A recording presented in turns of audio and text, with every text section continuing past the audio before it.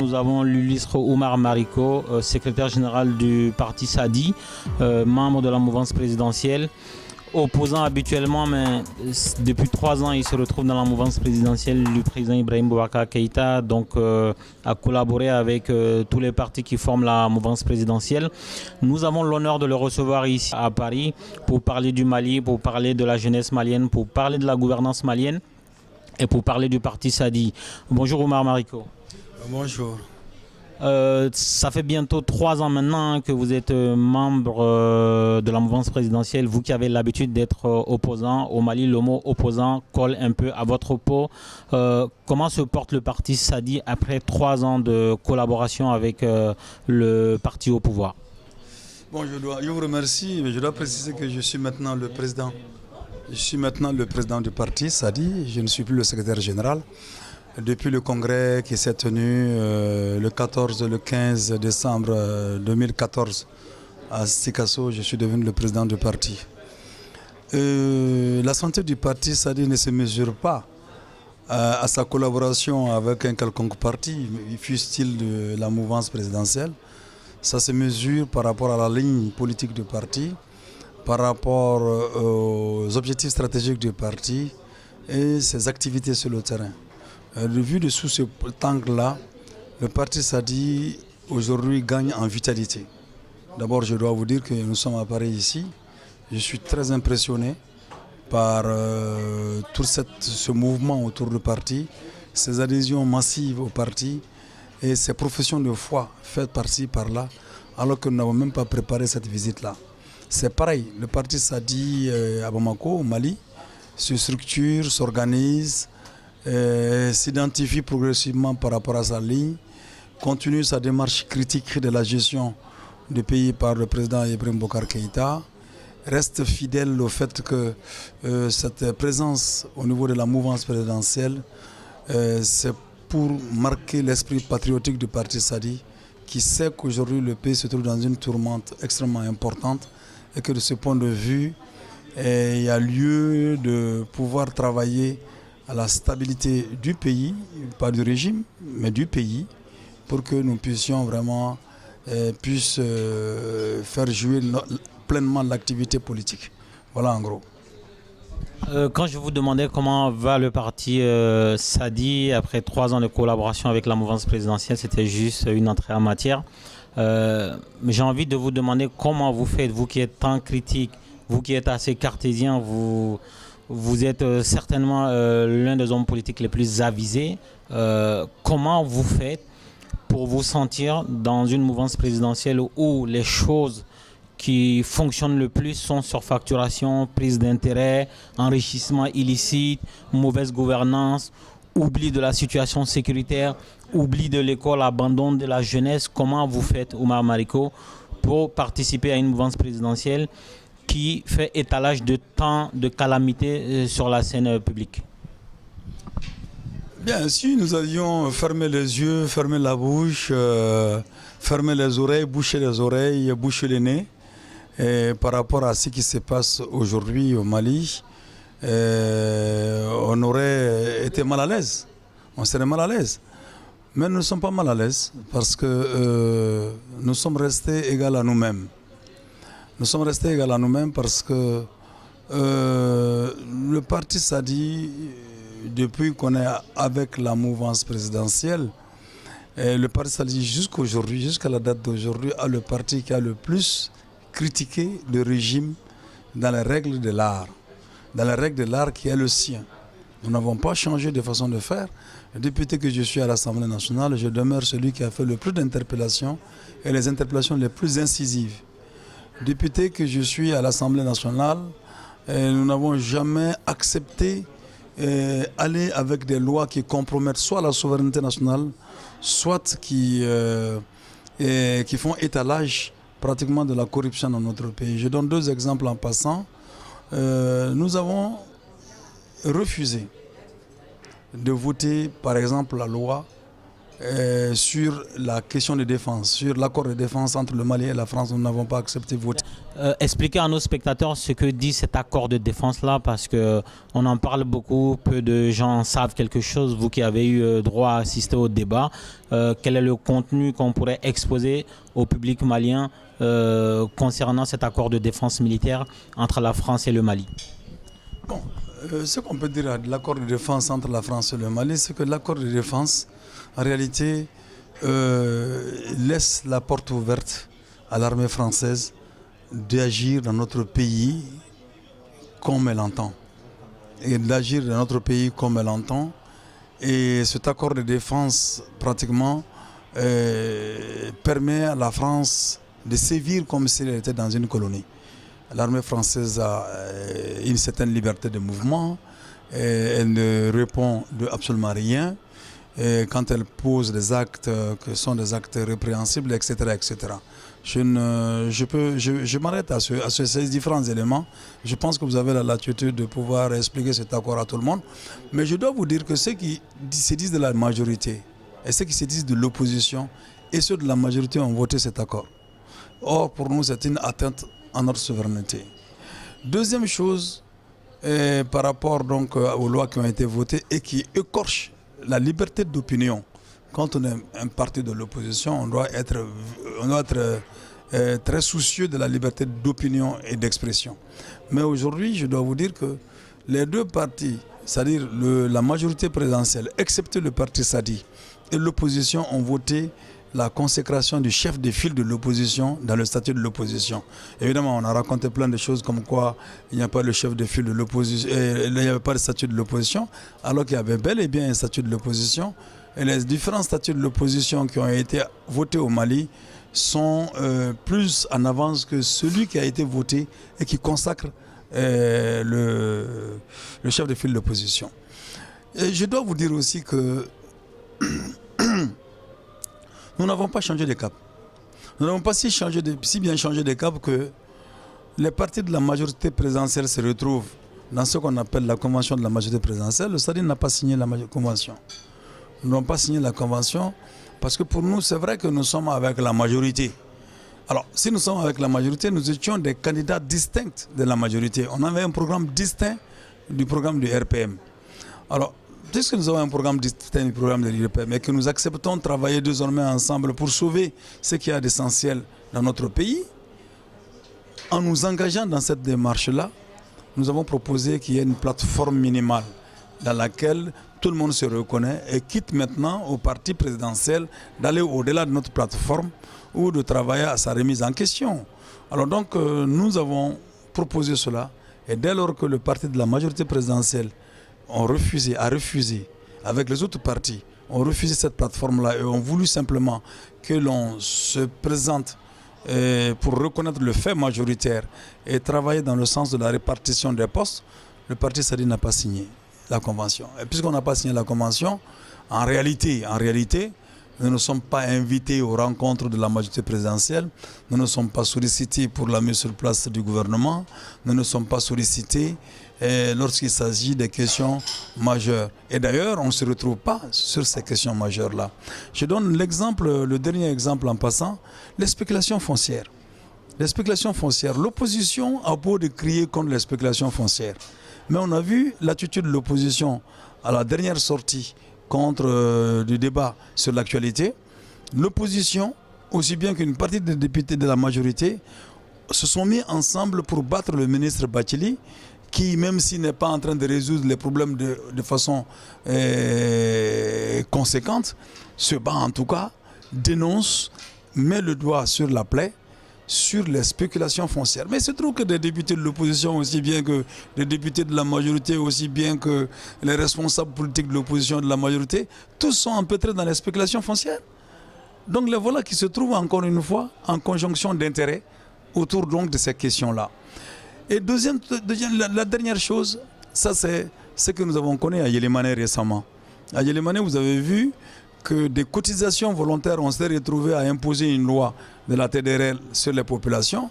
Les Yélémanais, on rançonne à longueur de journée les populations, on les met en prison, on les dénie de justice, on violente les femmes, etc. Mais nous sommes allés pour porter notre soutien aux populations de Yélémané. Vous avez vu que 15 députés ont débarqué après à Yélémané pour aller prendre le contre-pied de notre action et prendre le contre-pied des actions de la population de Yélémané. Ça a fait que ces 15 députés, c'était les députés de la majorité présidentielle et de l'opposition. Alors donc, ils se sont retrouvés là. Vous savez, pour le Mali et pour l'Afrique, ça m'incite à me poser beaucoup de questions sur ces notions de majorité ou d'opposition. Est-ce que faut-il définir les partis politiques par rapport à cela, ou faut-il les définir par rapport à leur comportement, par rapport à leur action et par rapport à leur vision? Je pense que c'est ça qui compte, parce que je n'ai pas changé de façon de faire étant dans la majorité des années durant comme étant avec le régime de Ibeka. Mais je dois vous dire une chose. Le parti Sadi de 2002 à 2007 était dans la situation similaire. De 2002 à 2007, on avait un ministre au gouvernement, le ministre Cheikh Omar Sissoko, qui était ministre de la Culture, qui était le président du parti. Mais je dois vous dire qu'on est resté dans la conscience des populations comme étant un parti de l'opposition. Et pourtant, légalement, nous étions de la majorité présidentielle. Pourquoi cela? Parce que nous avions proposé un programme à ATT qui a dit oui, je suis d'accord avec. Alors donc, il fait ce qu'il a à faire et nous faisons ce que nous avons à faire. C'est la même situation aujourd'hui. C'est pourquoi moi, je ne me sens pas dans une situation vraiment bien particulière. Je me sens dans une situation similaire de 2002-2007 et aujourd'hui maintenant. Et dans tous les deux cas, la politique, ce n'est pas de la mathématique. La politique, c'est peut-être la mathématique sociale, mais pas la mathématique au sens scientifique du terme. Mais la politique aussi obéit à une logique. Et cette logique-là, elle découle de notre société, la composition de la société, les mentalités de la société et les réactions des uns et des autres.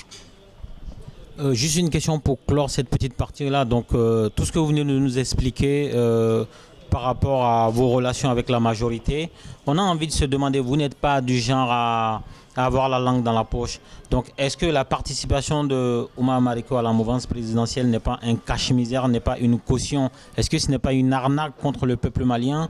Et en même temps, est-ce que le projet de chef de file de l'opposition n'est pas aussi une arnaque, de la même façon que Oumar Mariko se retrouve à jouer dans la même cour que ceux aujourd'hui qui sont accusés de surfacturation et de prise illégale dans les affaires du Mali? Bon, le peuple malien vous le dira, parce qu'une chose est claire, c'est que depuis que je suis à Paris ici déjà, hier j'ai été obligé de dire aux populations, arrêtons de faire les éloges et les hommages, de rendre des hommages, essayons de réfléchir ensemble pour voir comment est-ce qu'on peut sortir notre pays de cette situation difficile. Et tout le monde est d'accord qu'Oumar Mariko n'a pas la langue dans sa poche, que nulle part le parti Sadi n'a sa langue dans sa poche. On a été sujet à beaucoup d'attaques, mais vous savez, nous prenons les hommes politiques, il faut les prendre au mot. Et quand on les prend au mot, on essaie de vérifier ce qu'ils disent par rapport donc aux propos qu'ils disent. Ibrahim Boubacar Keïta a été élu par 77% des Maliens qui auraient pu accorder leur confiance à Oumar Mariko. Qui auraient pu dire que Oumar Mariko, nous l'avons toujours vu, il est toujours du côté des faibles, il est toujours du côté des travailleurs, il est toujours en train de faire ceci, de faire cela. Ceux qui disent cela, et qui auraient souhaité que nous soyons dans cette logique-là, ne sont jamais venus grossir nos rangs. Mais ceux qui bénéficient de cette prise de position grossissent tous les jours nos rangs et c'est ce qui compte pour nous. Parce que cette histoire de on joue avec dans la cour de la majorité, on fait ceci, on fait cela, c'est devenu un commerce facile de discrédit, de vouloir simplement prendre un homme politique ou un parti politique en flagrant délit de contradiction. Mais les gens se trompent énormément parce que les échos que nous recevons de ceux dont nous prétendons représenter la cause et pour lesquels on se bat pour qu'ils grossissent effectivement nos rangs, ceux-ci ne se trompent pas et ceux-ci acceptent que nous soyons dans la position où nous sommes. Jusqu'à ce que des instances décident autrement, cette position va continuer et nous sommes fiers de vous dire clairement que nous n'avons pas notre langue dans la poche. Et comme au Mali, aujourd'hui, et beaucoup de pays en Afrique, les gens ne sont pas habitués au débat contradictoire. Et chaque fois quand on fait des débats contradictoires, on pense qu'on est contre eux. C'est ce qui fait dire d'ailleurs à la majorité que nous ne sommes pas avec elle. La majorité dit qu'on n'est pas avec elle. C'est ce qui fait d'ailleurs que la majorité ne nous invite pas dans les débats, etc. Ils pensent que nous ne sommes pas avec eux. Et ils pensent que ce qu'ils sont en train de faire, c'est qu'il faut fermer les yeux sur tout ce qu'ils se font dit d'eux.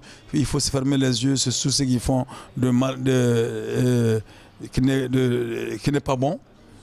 Mais nous ne répondons pas à cela parce qu'une chose est claire, ce n'est pas le fait d'être dans l'opposition qu'on est tributaire de vertu.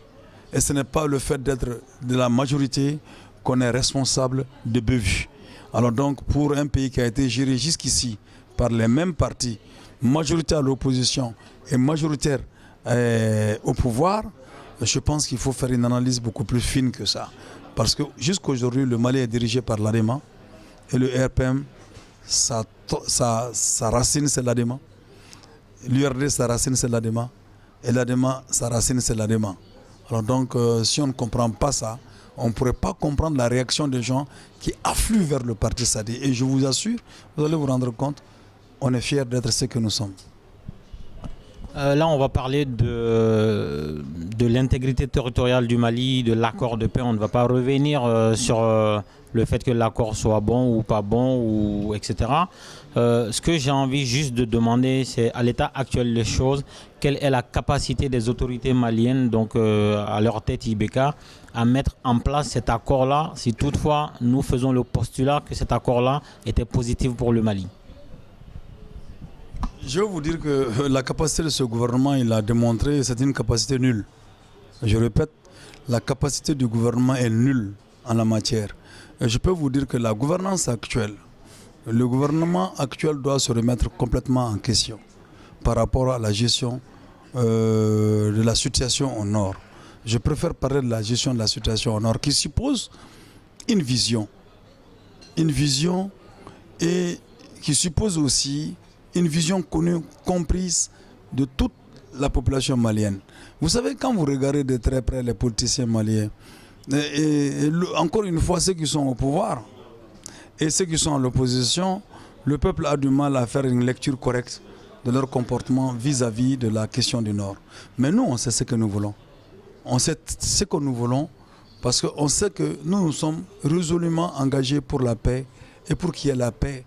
Nous pensons simplement qu'aujourd'hui, le gouvernement doit travailler de façon ouverte, de façon claire, avec les différents mouvements.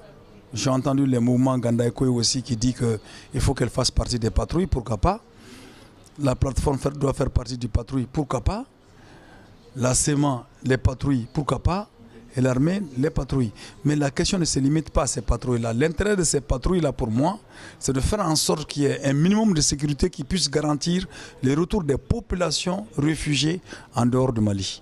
Et le retour des populations réfugiées en dehors du Mali est quelque chose d'essentiel.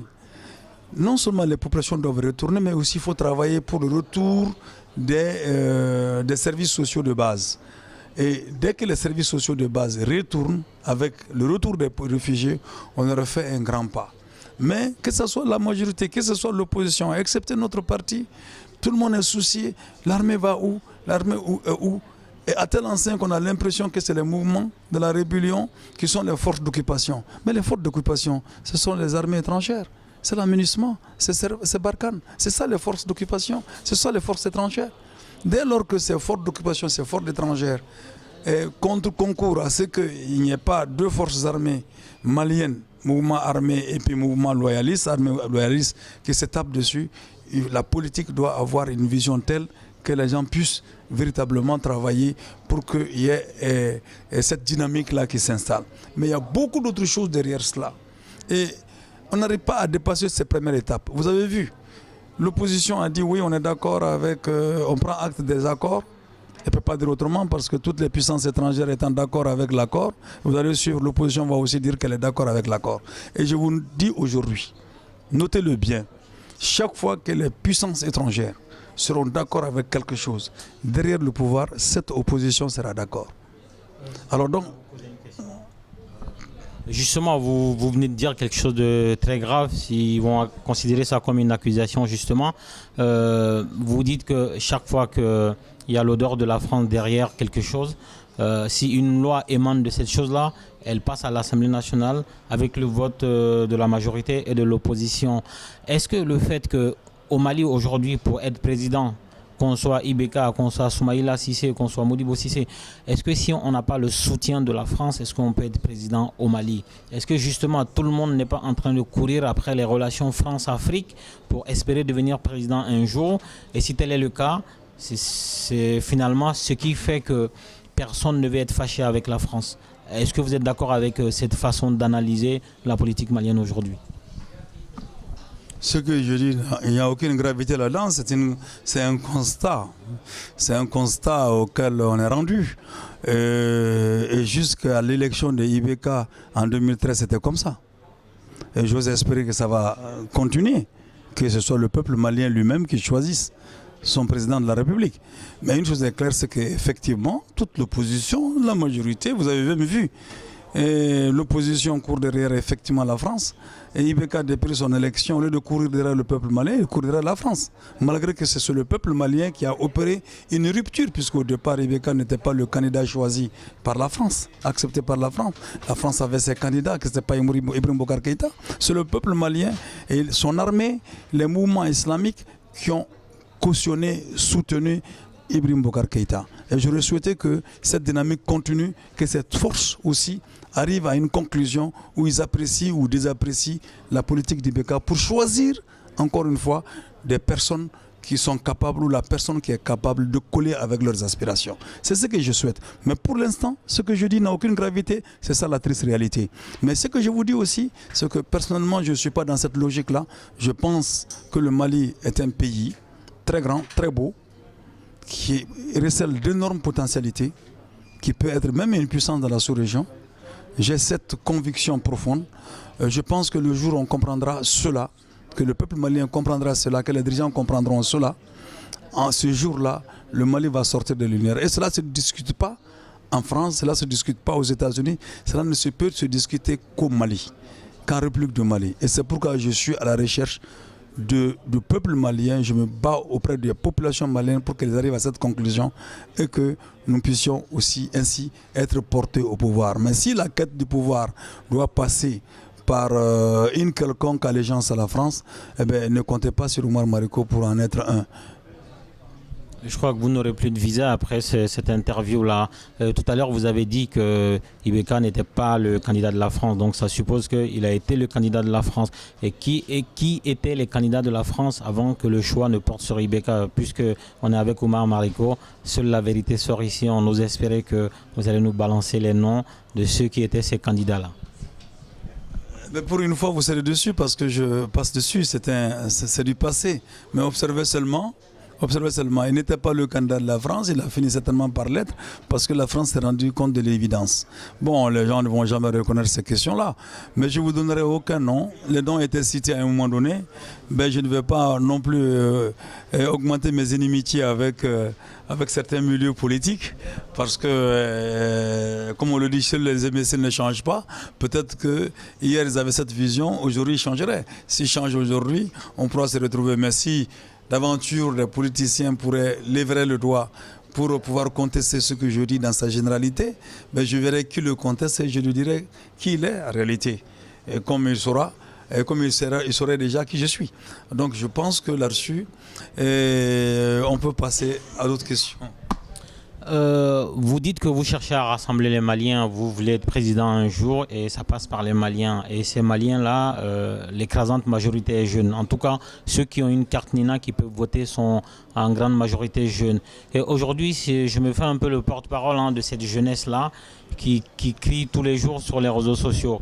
N'ayant pas droit de citer sur l'ORTM et les médias d'État, ils ont trouvé un terrain favorable qui est le réseau social Facebook ou Twitter pour s'exprimer. Aujourd'hui, toutes les jeunesses du monde sont en concurrence par les réseaux sociaux. Et qui parle des réseaux sociaux parle de connexion Internet. Et qui parle de connexion Internet au Mali parle de Orange Mali. Et Orange Mali pose problème aujourd'hui. C'est vrai que dans un concert de jeunesse internationale, aujourd'hui la jeunesse malienne est l'une des plus en retard. Il n'y a pas de start-up dans le domaine des nouvelles technologies. Il n'y a presque pas d'applications qui sont créées au Mali. Quand vous prenez des pays comme le Sénégal ou la Côte d'Ivoire, des jeunes qui ont des connexions plus évoluées, qui ont des connexions moins onéreuses et plus puissantes arrivent à développer des choses, à créer des emplois parce que tous les États au monde sont au même pied d'égal quand on parle de concurrence sur la toile, quand on parle de technologie du net. Et malheureusement, ceux qui détiennent la clé des connexions au Mali font tout pour que la jeunesse malienne reste dans l'obscurantisme, que la jeunesse malienne ne puisse pas communiquer. Aujourd'hui, vous faites une vidéo de 5 minutes à Bamako pour la transférer sur Paris et ça vous prend 2 jours. Et ça contribue à mettre la jeunesse malienne en retard, ça contribue à mettre les médias du web en retard, ça contribue à se décourager, à ne pas inventer, à ne pas créer sur le domaine de la technologie. Alors vous, Oumar Mariko, vous avez été l'un des plus mythiques secrétaires général de l'AEM, Association des élèves et étudiants du Mali. Aujourd'hui, votre nom est collé à cette association-là. Et cette association-là est composée de jeunes. Et encore aujourd'hui, est composée de jeunes. Qu'est-ce que vous avez fait ou qu'est-ce que vous comptez faire pour prendre ce combat-là de la jeunesse malienne? Il y a plusieurs associations qui se mettent en conflit contre Orange Mali pour dénoncer l'arnaque d'Orange Mali sur le peuple malien. Qu'est-ce que Oumar Mariko va faire pour cette jeunesse-là, pour porter ce combat-là à l'Assemblée nationale, faire pression sur la présidente de la République, faire pression sur le ministre de l'économie numérique et de la communication afin que le coût de la connexion au Mali soit abordable pour cette jeunesse-là, afin qu'elle crée, qu'elle mette sa matière grise au profit du développement du pays? Tout ce que vous décrivez là, c'est inacceptable. Dans l'évolution actuelle des choses, c'est inacceptable. Mais laissez-moi vous dire une chose. Qu'est-ce que la jeunesse malienne a aussi fait pour Oumar Mariko? C'est aussi la question. Parce que le problème, c'est simple. Le député qui a fait l'interpellation, la première interpellation sur la téléphonie mobile, sur Orange Mali, et qui a démontré ce que valait Orange Mali, c'est Oumar Mariko. Et la jeunesse malienne se souvient généralement de Oumar Mariko quand elle est empêtrée dans des difficultés et qu'elle a besoin d'une voix pour porter. Mais quand Oumar Mariko a besoin de cette jeunesse-là, pour les élections municipales, pour les élections législatives, pour les présidentielles, on ne la voit pas. On la voit en t-shirt, on la voit en barge, on la voit courir de gauche à droite, on la voit avec des ballons, on la voit courir derrière des gens qui sont même propriétaires d'Orange Mali. Mais qui a fait venir Orange Mali? Qui a privatisé l'opérateur historique? C'est l'ADEMA. À ce moment, qui était dans l'ADEMA? Mais ils étaient tous dans l'ADEMA. C'était avec Alpha Omar Konaré. Et Soumaïla était là. Ibeka était là. Mouroubou Sidibé était là. Mais tous ces dirigeants politiques là de l'opposition, candidats au présidentiel, ils étaient là. Ou même en ce moment-là, qui était en train de le combattre? C'est pas Oumar Mariko? Mais est-ce que moi j'ai vu la jeunesse derrière moi? Non, il faut vraiment que la jeunesse cesse franchement de remplir les mouvements associatifs en lieu ou place de leur implication dans le combat politique transformateur de la réalité socio-économique. Parce que les histoires d'associations incolores, inodores, sans saveur, mais qui courent derrière des intérêts immédiats, je crois qu'il est temps qu'on arrête cela. J'ai été jeune, personne ne souhaite rester jeune. Chacun doit évoluer. Et au moins de cette jeunesse, nous nous sommes battus dans le mouvement associatif dans le but de permettre la création de cadres plus appropriés pour nos opinions. Mais une jeunesse incolore, inodore et sans saveur, Oumar Mariko n'est pas partie prenante de cette jeunesse-là. Parce que dans ma jeunesse, je n'ai jamais été incolore, inodore et sans saveur. J'avais une couleur, elle est rouge. J'avais une odeur, c'est le combat de mon peuple. Et j'avais une saveur, c'était le goût piquant d'un changement réel. Donc je pense que nous sommes en train de nous battre sur ce tableau-là. Ceux qui mènent le combat Orange Mali ont eu à nous citer plusieurs fois, ont eu à faire appel. Après, ils sont venus me donner des documents pour que je puisse m'impliquer. Mais moi, j'attends aussi, parce que le problème, c'est que si on n'a pas le pouvoir politique, on ne changera rien. Omar Mariko va beaucoup crier. Ceux qui sont actionnaires d'Orange Mali vont sortir avec des sous parce qu'Orange Mali va leur donner de l'argent. Parce que Malitel, là, qui on a privatisé aux Marocains, les gens vont leur donner de l'argent. Et avec cet argent, ils vont avoir cette même jeunesse, ils vont avoir plus de députés, et cette jeunesse va continuer à applaudir. J'ai posé un acte, comme on le dit à Mamara, j'ai posé un acte, j'attends que ceux qui sont d'accord avec l'acte posé nous accompagnent. Les paysans nous accompagnent, les ouvriers nous accompagnent. Il faut maintenant que la jeunesse vienne, qu'on mène le combat ensemble. Je ne ferai pas leur combat à leur place, ils aussi ne pourront pas faire mon combat à notre place. Mais ceux qui croient à tout ce que vous venez de dire doivent venir, s'ils pensent que nous sommes des gens crédibles, doivent venir prendre d'assaut les comités SADI, prendre d'assaut les sections SADI, prendre d'assaut le comité central du SADI, prendre d'assaut toutes ces structures-là, et ils verront si Omar Mariko continue à conserver son énergie de jeunesse ou pas. Ils le verront. Déjà, je le fais sans beaucoup de jeunes, mais quand il y aura ces jeunes-là avec moi, je pense que tout ce qu'ils voudront, nous allons le réaliser, coûte que coûte, vaille que vaille. Justement, vous parlez de cette jeunesse-là qui ne vous suit pas. Peut-être que vous aussi, vous avez échoué à tenir le discours qui les intéresse, le discours qui allume la flamme qu'il faut dans eux pour qu'ils vous rejoignent. Pour rester toujours dans le même thème, vous dites que Orange Mali appartient en partie à tous ces gens aujourd'hui qui font le jeu de la politique malienne. Le jeu, il est clair, hein.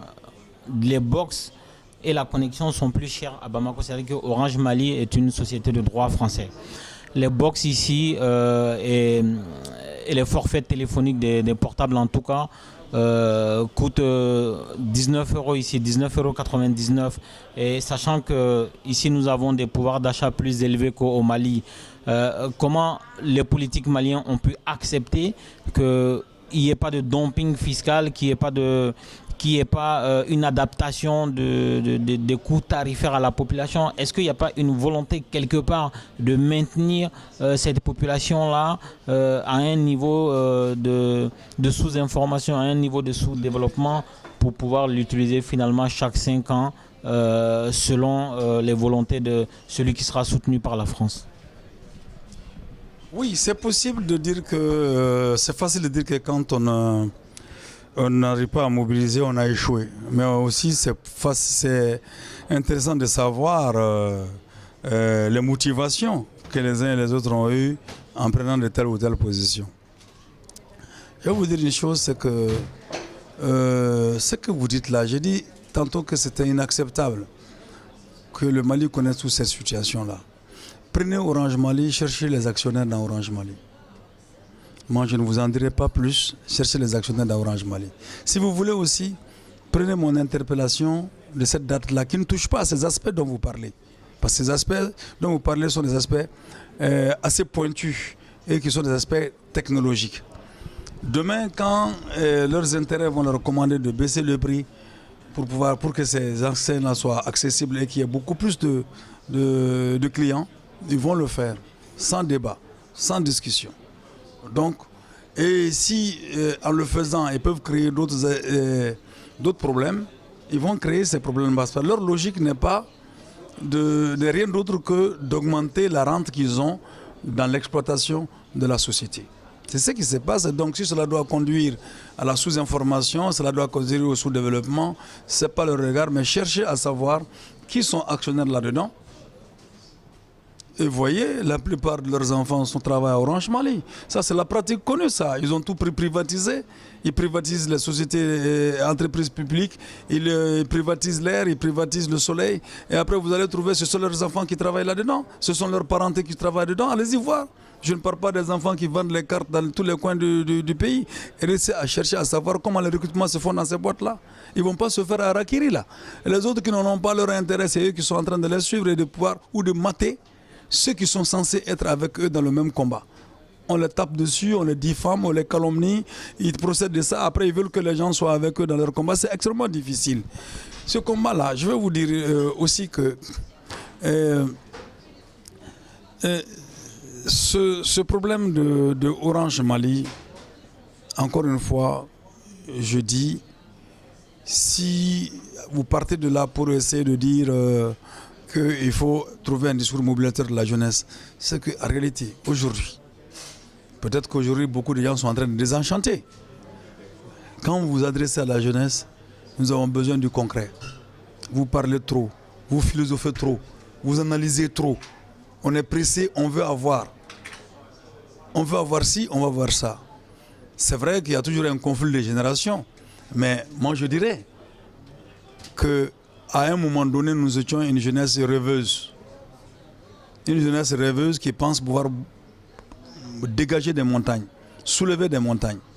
Moi j'aurais souhaité que la jeunesse actuelle trop concrète soit un peu une jeunesse qui rêve. Une jeunesse qui rêve. Certes, elle a été mise dans cette condition-là par le système politique et économique.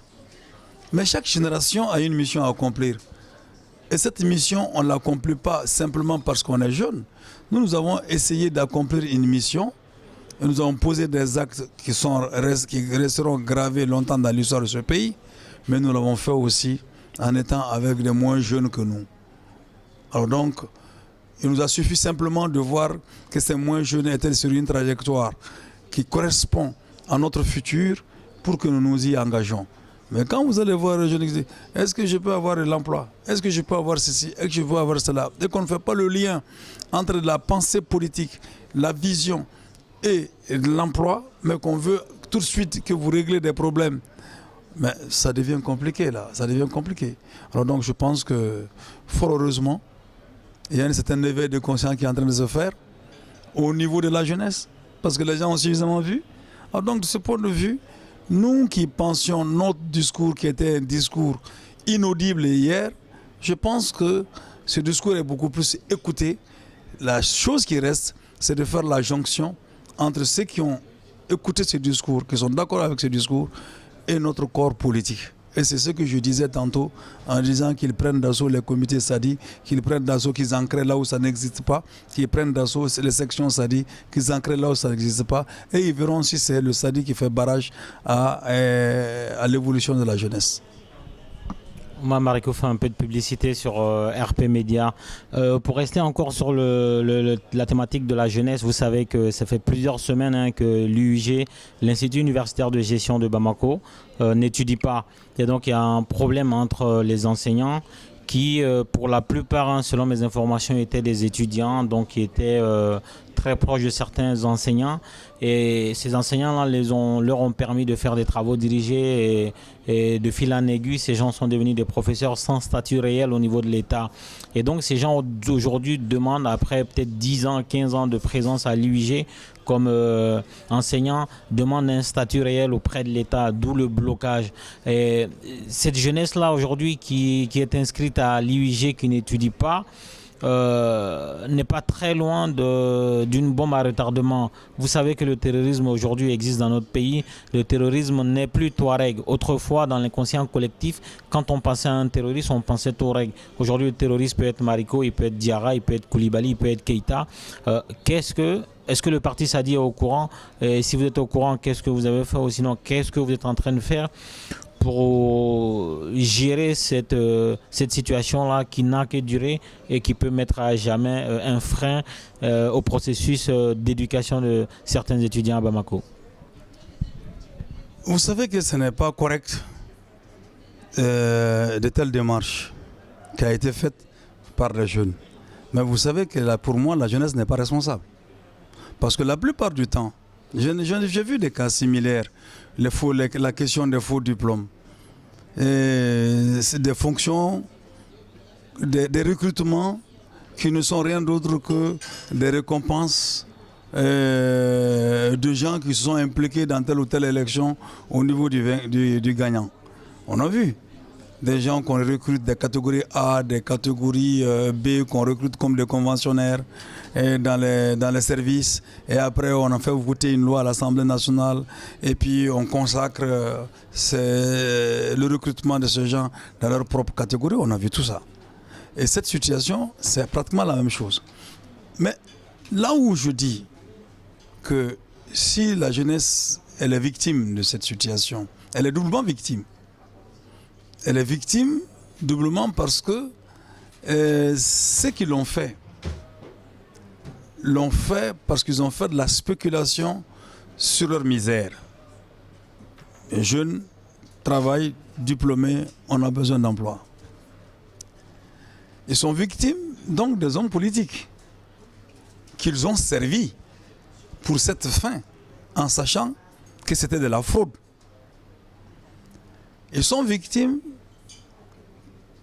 ils sont victimes pour la deuxième fois, parce que justement, ceux qui les ont mis là ne sont pas en train de les défendre en ce moment-là, et c'est débile. Pour moi, victimes ils sont, complices ils sont, mais coupables ils ne le sont pas. Alors qui sont les coupables? Ce sont ces hommes politiques-là qui ont fait cela. On a vu aussi les recrutements à la fonction publique, comme on voit les recrutements au niveau de l'armée même, comme on voit le recrutement au niveau de la police, de la gendarmerie, où tu perds de l'argent, ou bien tel homme politique est arrêté avec sa liste, obligeant donc les gens à aller voter pour lui, à aller voter pour son groupe, etc., contre un emploi. Bon. Et si la situation change et quelqu'un d'autre vient au pouvoir, qu'est-ce qu'il va faire? Ces jeunes qui sont venus par ces canaux détournés là, il les met à la porte. Parce que lui aussi il a besoin de récompenser ceux qui ont fait le travail avec lui. Est-ce que c'est comme ça qu'on développe un pays? Mais qui est responsable en ce moment-là? C'est les hommes politiques. Mais ils ne seront jamais punis. Parce que ceux qui ont fait ce travail-là sous, par exemple, le régime des ATT, ça s'est fait sous le régime des ATT. Normalement, l'État étant une continuité, si on découvre des choses comme ça et qu'on n'est pas d'accord avec des choses comme ça, on doit aller chercher ceux qui l'ont fait. Et c'est ceux qui l'ont fait qui doivent payer. Mais on ne le fera jamais parce que ceux qui l'ont fait le feront pour IBK. C'est cette chaîne-là qu'il faut arrêter. Et moi, je pense simplement que c'est le serpent qui se mord la queue.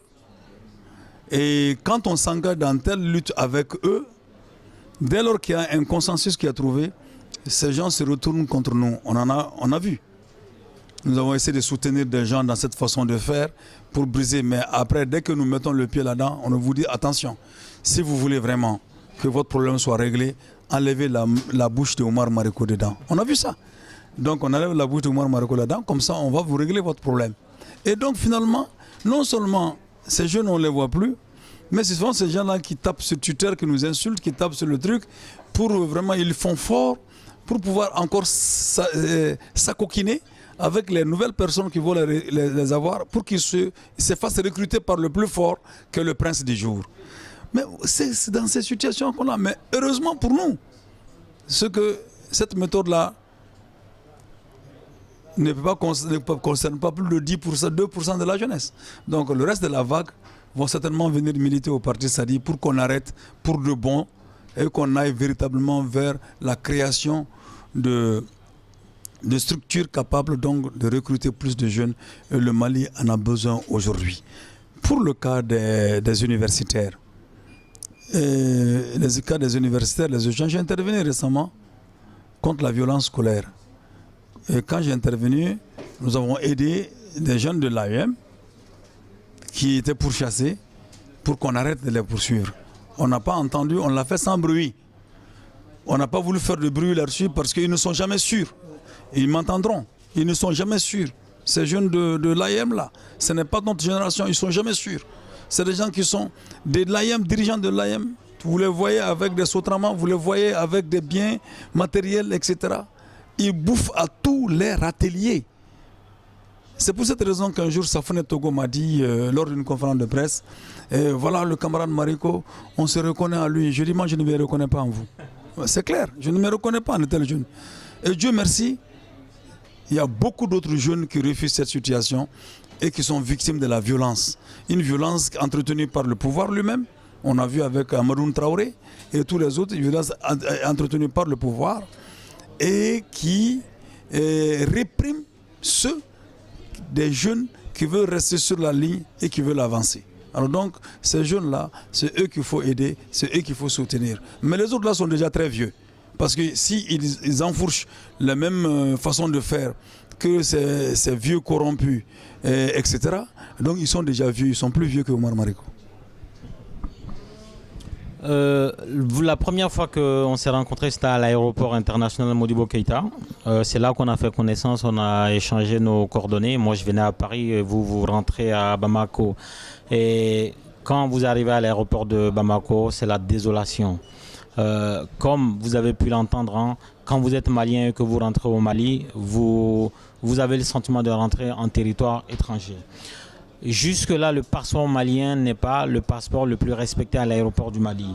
Et il y a une cacophonie totale. C'est-à-dire que des gens qui n'ont rien à faire en zone de transit viennent vous trouver là et vous proposent, dans un pays qui fait face au terrorisme, il y a des gens qui ne sont ni de l'armée, ni de la police, ni de la gendarmerie, qui arrivent à pénétrer dans la zone de transit pour vous proposer de faire sortir vos bagages afin que vous ne les dédouaniez pas et qu'eux, ils puissent avoir quelques billets de francs CFA en complicité avec les officiers qui sont chargés de la sécurité de l'aéroport. Et autre chose, quand vous arrivez sur le parking de l'aéroport, moi j'ai vu 2 policiers se taper dessus parce qu'il y avait un automobiliste qui avait donné un billet et ils ne s'étaient pas mis d'accord sur le partage de ce billet-là. Quel type d'autorité nous avons et comment vous, Oumar Mariko, d'ailleurs, je reviens sur la question, vous vous sentez en phase avec des personnes qui ont en gestion ce pays-là et qui permettent ça. C'est vrai qu'à tout moment, n'importe qui peut commettre un acte terroriste à l'aéroport international de Bamako. Quand vous arrivez dans la circulation à Bamako, c'est pareil. Dès que le feu est rouge, des vendeurs de poules et des vendeurs d'œufs, des vendeurs de maïs, tout le monde vient, il y a au moins 100 personnes à chaque feu. Comment on fait dans tel pays-là quand on est en politique pour trouver une solution? Parce que tout le monde parle d'insécurité. À un moment donné, il va falloir trouver les solutions de la sécurité. Qu'est-ce que Oumar Mariko a proposé ou qu'est-ce qu'il compte faire pour alléger aussi bien ce qui se passe à l'aéroport international Modibo Keïta et aussi dans les rues de Bamako lorsque le feu est rouge? J'ai l'occasion de dire ce soir-là que je suis fier du fait que l'aéroport porte le nom du président Modibo Keïta. C'était un rêve, il a été réalisé et par le président Ibrahim Boubacar Keïta, c'est tout à son honneur. Et donc le fait que l'aéroport porte le nom de Modibo Keïta, il devait avoir beaucoup plus de rigueur parce que Modibo était un homme de rigueur. Mais tout ce que vous décrivez là, vraiment je n'ai pas connaissance de tout ça. Mais ce dont j'ai connaissance pour l'aéroport et pour lequel... Parce que vous, certainement, vous transitez par le salon d'honneur. Moi, je n'ai pas la possibilité de transiter par le salon d'honneur, donc effectivement, vous ne le voyez pas. Mais renseignez-vous auprès de vos militants à Bamako. L'aéroport de Bamako, c'est l'endroit le plus fertile pour commettre un attentat à Bamako aujourd'hui. Mais vous vous trompez énormément. Vous vous trompez énormément. Je passe rarement par le salon d'honneur. Je passe très souvent par le salon d'honneur lorsque je suis en mission officielle. Et très souvent, je suis même... les gens de l'aéroport qui entendront ça vont se moquer un peu de vous. Parce que les gens me voient tout le temps au sein du peuple en train de passer. D'autres pensent même que c'est du populisme que je fais. Ce n'est rien de tout ça. Je me sens à l'aise de cette manière-là. Et donc j'ai dit que si j'étais simplement quelqu'un qui passait par le salon d'honneur, je n'allais pas pouvoir savoir qu'il y a une bataille en ce moment à l'aéroport entre les bagagistes et qui sont là en GIE depuis de longues années, qui payaient leurs taxes, etc. Et qui sont en train d'être dégagés, mis dehors au nom de cette sécurité qu'on cherche, pour les faire remplacer subtilement par d'autres, ou bien que de dire simplement que les passagers eux-mêmes doivent s'occuper de leur transport, du transport de leurs bagages. Je suis en train de soutenir ce GIE-là et je le fais en lien avec l'avocat Ismaël Konaté, maître Ismaël Konaté, Mamadou Ismaël Konaté. Vous pouvez aller le demander, donc il vous donnera d'amples informations. Donc ce dont je ne suis pas au courant, c'est ce que vous êtes en train de dire. Les gens qui viennent à l'aéroport, qui essaient de faire passer des bagages avec des douaniers, etc. Je n'ai pas ces détails-là. Mais tout le monde sait que je n'ai pas ces détails-là. Non, je ne dis pas que c'est faux. Je ne dis pas que c'est faux. Je dis que je n'ai pas ces détails. Peut-être aussi, quand je suis en train de passer, pendant mon petit temps que je passe, au niveau vous voyez que les gens font attention. Mais ils ne font pas attention, pas pour autre chose, parce qu'ils savent que je peux dénoncer. Alors, puisqu'ils savent que je peux dénoncer, ça veut dire que aujourd'hui là, ne me demandez pas grand-chose, étant donné que je n'ai pas le pouvoir. Je ne suis pas dans le pouvoir. Vous savez, être dans la mouvance présidentielle et accepter ce qui se passe, ben, ça fait deux choses. Parce qu'il y a mouvance présidentielle et mouvance présidentielle. On est à la mouvance présidentielle pour avaler les couleuvres. On est à la mouvance présidentielle pour accepter certaines situations et se taire.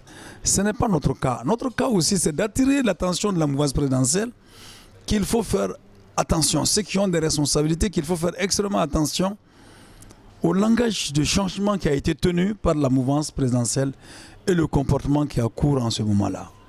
Alors, donc, si je décide tout de suite, bon, nous sommes à l'opposition, ça change quoi? Ça ne changera absolument rien du tout, parce que nous continuerons à dénoncer. Si ceux qui ont la réalité effective du pouvoir n'écoutent pas, ils continueront. Ce dont vous parlez en ce moment-là, cette dénonciation qui est faite aussi, certains font des dénonciations par-ci, par-là, au niveau de la mouvance présidentielle, au niveau de l'opposition. Mais qu'est-ce que cela change? Cela ne change pas grand-chose. Moi, je vous dis que, étant dans l'opposition, sous le régime d'Amadou Touré, j'ai fait 12 interpellations orales et 5 interpellations écrites. Il n'y a pas eu 15% de réalisations dans ce que j'ai dit. Aujourd'hui, j'ai fait 6 interpellations orales. Sur les 6 interpellations orales que j'ai faites jusqu'à aujourd'hui, il y a à peu près 20% qui a été résolu, même pas. Il n'y a eu que la question des passeports qui a eu un changement partiel. Mais pour ce qui concerne l'Europe, en l'île Mali, pour ce qui concerne la betterave, pour ce qui concerne les engrais frélatés, pour ce qui concerne l'expropriation des terres, toutes ces questions que j'ai soulevées, est-ce qu'il y a véritablement un changement? Il n'y en a pas. Mais je me réjouis simplement qu'un ministre du gouvernement s'agite comme moi pour que la question foncière soit au cœur des préoccupations de l'État. Mais cette question foncière, regardez-les, ils se les partagent tous, opposition et majorité. Mais cela ne veut pas dire que la responsabilité doit être partagée entre l'opposition et la majorité. Mais je crois que même dans une majorité où nous avons effectivement le pouvoir, il arrive qu'on apprécie des ministres et qu'on crie sur d'autres ministres. Alors donc le jeu n'est pas aussi simple comme vous le dites. Le changement systématique ne peut venir que quand on a le pouvoir systématique. Nous n'avons pas le pouvoir systématique. Qui c'est qui gère l'aéroport de Bamako aujourd'hui? Est-ce que c'est l'État? Est-ce que c'est un groupe privé? Qui c'est qui gère et comment vous analysez cette gestion? Bon, la gestion de l'aéroport aujourd'hui, elle s'est faite par l'État jusque-là, parce qu'on a voulu changer la gestion. On a voulu changer la gestion sous Amadou Touré. Et justement, il était question de vendre l'aéroport, de le privatiser. Et qui c'était les maîtres privatiseurs de l'aéroport? Ce ne sont pas ceux qui sont dans l'opposition aujourd'hui. Et il y en a un ou deux qui se trouvent dans la majorité. Les maîtres privatiseurs de l'aéroport de Bamako. Alors donc vous avez, encore une fois, moi je dis que il faut qu'on arrive à une réflexion plus profonde que ça, que de prendre le cachet opposition-majorité. Ça ne dilue pas les responsabilités. Maintenant, la gestion actuelle des aéroports du Mali, il y a beaucoup de choses à dire. Mais je ne peux pas vous répondre spécifiquement à cette question parce que moi, quand je ne mets pas le nez dans un dossier et que je ne touche pas le dossier du bout des doigts, je me méfie de faire des prises de position précises. Là, je ne le ferai pas sur l'aéroport de Bamako. Quelque chose de très important, c'est votre déplacement à Kidal aujourd'hui. L'étalon qui permet de mesurer le courage politique au Mali aujourd'hui, c'est sans nul doute la possibilité pour un homme politique d'aller à Kidal. Tous en rêvent, peu sont parvenus. Vous faites partie de ceux qui sont parvenus. Qu'est-ce que vous avez vu à Kidal? Qu'est-ce que vous étiez allé faire à Kidal? Je suis allé assister au forum organisé par les mouvements de la rébellion soutenu par le gouvernement, soutenu par le gouvernement et l'opposition. Mais les deux qui se sont débinés à la dernière minute, le gouvernement et l'opposition se sont débinés. Et donc le forum a eu lieu, j'étais allé donc pour assister au forum et j'ai effectivement assisté au forum. Qu'est-ce que j'ai vu à Kidal? J'ai vu à Kidal une jeunesse, puisqu'on parle encore de jeunesse, oisive. Une jeunesse mélancolique. Une jeunesse à tous les coins de rue, massée, sans avoir de quoi faire. Et j'ai entendu des jeunes faire des hold-up, casser des maisons, prendre les trucs des gens parce qu'ils n'ont absolument rien à faire. J'ai vu cela. J'ai vu une population laborieuse, malgré tout, et disposée pour la paix. J'ai vu aussi des mouvements armés, soucieux de la paix. Je crois que cette déclaration va faire tomber des foudres de partout, mais je dis ce que je vois, ce que j'ai ressenti. Je n'ai pas à inventer au nom de la politique politicienne quoi que ce soit. Mais j'ai vu l'absence totale des services sociaux de base. Je suis allé au dispensaire et à l'hôpital. J'ai vu des jeunes volontaires en train de vouloir assurer un service minimum avec, comment on appelle ça, certains organismes internationaux. J'ai vu aussi des écoles timidement ouvertes. Et j'ai entendu le cri de cœur des jeunes venus au forum se plaignant du fait que ça fait 4-5 ans qu'il n'y a pas d'école et qui demandaient aux dirigeants de la CEMA d'intercéder pour qu'il y ait beaucoup plus d'écoles, que l'école s'ouvre, que les bourses soient données à leurs étudiants. Voilà ce que j'ai vu là-bas. Et j'ai rencontré des gens et je peux vous dire que j'ai eu le sentiment qu'on est très proche de la paix. Mais j'ai eu aussi le sentiment que est-ce que ceux qui ont la responsabilité de la gestion de cette affaire le comprennent? Justement, des gens ont pris des armes au Mali, il y a eu des morts, donc le MNLA, et semblable à Cheia et Mama, tous ont tué, égorgé des gens à Guelok, etc. Pourtant, aujourd'hui, le Mali discute avec ces gens. Et on les avait qualifiés de terroristes, puis on les a un peu lavés, essuyés. On les a juste qualifiés maintenant de groupes armés. À côté de ça, il y a Yad Agagali, hein, c'est lui qui contrôle. Si vous pensez que je me trompe, vous pouvez me le dire, parce que vous avez été là-bas, pas moi. Yad Agagali, c'est la personne qui contrôle réellement les choses là-bas. C'est la personne qui a un droit de vie et de mort sur tous ces groupes-là. Et donc, le Mali aujourd'hui a décidé de discuter sur la même table avec le MNLA, en fait toute la CMA, et refuse de discuter avec Yad Agagali qui a coupé des mains. Pourtant, à Bamako, comme l'a dit un consultant de RP Média en la personne de Toto Diarra, à Bamako, quand on attrape un voleur, on lui coupe la main. Quand on attrape un voleur de Jakarta, on le brûle, on lui met un pneu autour de la taille, on met de l'essence, on le brûle. C'est exactement ce que Yad Agagali fait quand il considère que quelqu'un est un ennemi. Donc pourquoi discuter avec une partie de ceux qui ont commis des crimes et pas avec tout le monde? Est-ce que finalement, si on ne discute pas avec Yad Agagali, on discute avec des gens qui sont des intérimaires des intérimaires du terrorisme sans discuter avec le terroriste lui-même? Est-ce que ça peut fonctionner, M. Omar Mariko? Bon, moi je ne crois pas que Yad Agagali contrôle le mouvement. Ce n'est pas mon sentiment. Mais que le mouvement n'ait pas de lien avec Yad Agagali, je ne peux pas le refuter. Mais je ne crois pas que Yad Agagali contrôle le mouvement, le HUA. S'il contrôlait le HUA ne serait pas né. Non, pas que le HUA. Je viens. Mais je viens. S'il le contrôlait le HUA, il ne serait pas né dans la mesure où le HUA était en fait en sardine. Et qu'est-ce qui a amené à l'existence du MIA, Mouvement Islamique des Azawad, transformé immédiatement après en HUA? C'est la divergence fondamentale entre deux courants en sardine.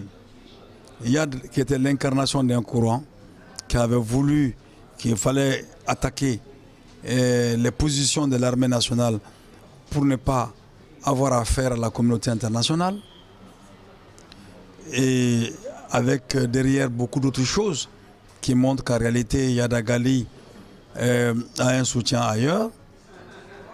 Et l'autre courant qui a pensé qu'un dialogue a commencé, il faut continuer ce dialogue-là.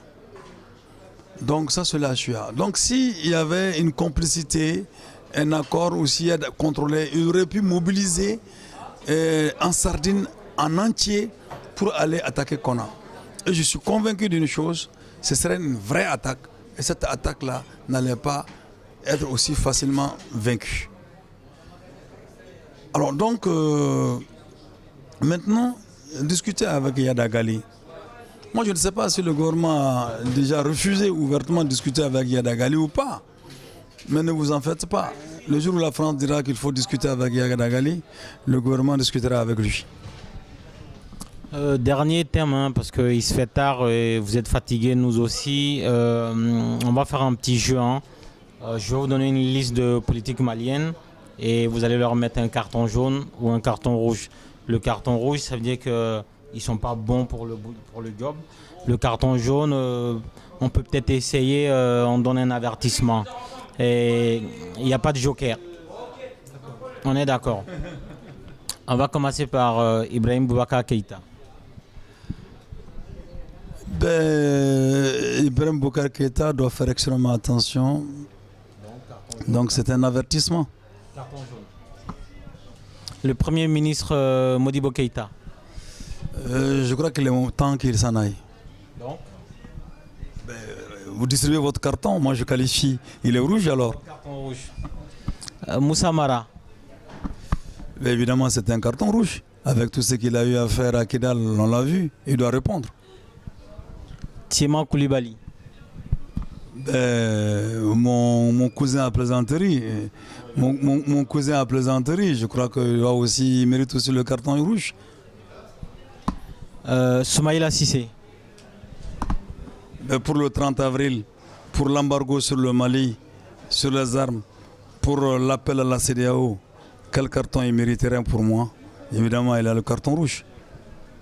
Modibo Sidibé, l'ex-premier ministre de Alpha Oumar Konaré. Nous avons commencé des discussions ensemble, disons carton jaune. L'ancien président de la République, Alpha Oumar Konaré. Évidemment, pour tout ce qu'il a eu à faire, carton rouge. Karim Keïta, président de la commission de défense de l'Assemblée nationale. Carton jaune. Isiaka Sidibé, président de l'Assemblée nationale. Je crois qu'il mérite un carton rouge. Tibile Dramé, président du Parena. Mais dans ton histoire, là, il n'y a pas de carton intermédiaire entre le rouge et le jaune. Alors donc, je crois que mon ami Tcheblin mérite un carton jaune. Il doit revenir à ses positions d'hier. Le ministre des Affaires étrangères, Diop. Et le rouge. Oui, le rouge. Il mérite le carton rouge. Très bien, merci d'avoir accepté de jouer ce jeu. Si vous avez un dernier message pour les militants du Parti Sadi, je vous laisse le distiller avant de conclure l'émission. Pour dire au Parti Sadi, aux militants du Parti Sadi que nous avons une ligne politique correcte et c'est à eux de diffuser davantage et que nous sommes en train de faire des adhésions aux militants de se mobiliser pour la structuration du parti, de suivre les résolutions du congrès de 2014 qui veulent bien que très bientôt nous ayons la Ligue des femmes Awa Keïta du Parti Sadi, la Ligue de la jeunesse Abdou Karim Kamara du Parti Sadi. Alors donc un appel à la jeunesse, vraiment la jeunesse. D'après, je vais vous dire les propos d'un haut responsable de l'ADEMA, aujourd'hui député, dont je tairai le nom. Ce haut responsable de l'ADEMA a dit un jour à des jeunes qui étaient venus chez lui, il a dit, vous voulez manger aujourd'hui? Venez dans nos rangs. Peut-être que vous n'aurez pas à manger, mais il y a l'espoir que vous mangez tout de suite. Vous voulez préparer votre avenir? Alors allez-y rejoindre Oumar Marikou. Je crois que cette formule résume l'appel qu'on peut faire à la jeunesse du Mali vis-à-vis du Parti Sadi. Bien, merci à tous ceux qui nous ont suivis. Merci aux deux techniciens, à Caméra, Moussa Mansa, Babadem. Et merci aussi aux militants du Parti Sadi qui sont là, qui ont bien voulu attendre, les membres du Parti Sadi France qui ont bien voulu attendre leur président ici. Donc merci à Babadem, merci à Moussa Mansa, merci aux spectateurs de RP Média et à très bientôt.